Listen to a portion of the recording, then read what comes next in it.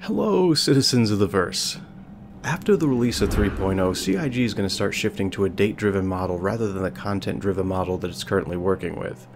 Their goal from that point forward is to start putting out quarterly releases, and provide for us a roadmap of content and features that they're going to be working on.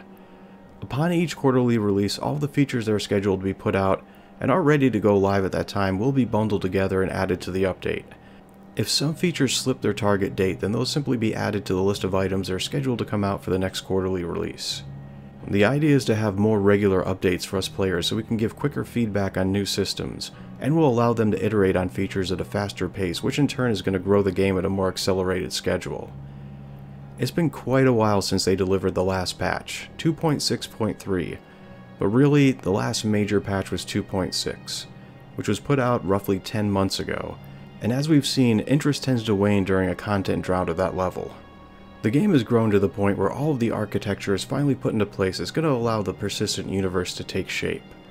Things like the soul editor, this assumption system, item system 2.0, ships, characters, items, the planetary systems, the UI, and the mobi-glass interface are all going to act as the foundation for the game to build upon and grow from. The Delta Patcher is going to be a key element in allowing us to download these smaller updates at a quicker rate. I'm very happy to have this feature, and I'm sure that my housemates will also be happy that I'm no longer going to be hogging up all the bandwidth every time a new patch for Star Citizen comes out.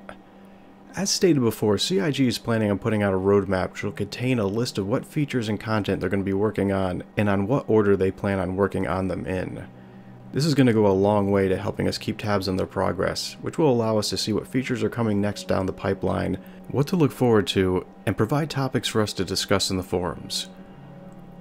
Another similar roadmap is going to be established for Squadron 42, which will be presented during the holiday livestream. They're also planning on showing us a portion of what they've been working on.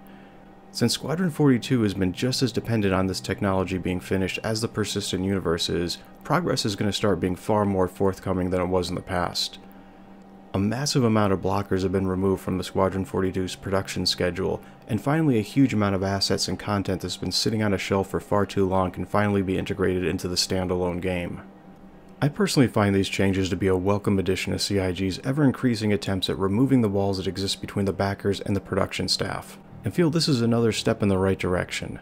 If this information was handled correctly and presented in a straightforward, easy-to-access fashion, it could go a long way to help galvanize people's continued faith in the game's progress, and help continue to grow its fan base. Once again, thank you very much for listening in, and I hope that you'll be joining me again for more Star Citizen information.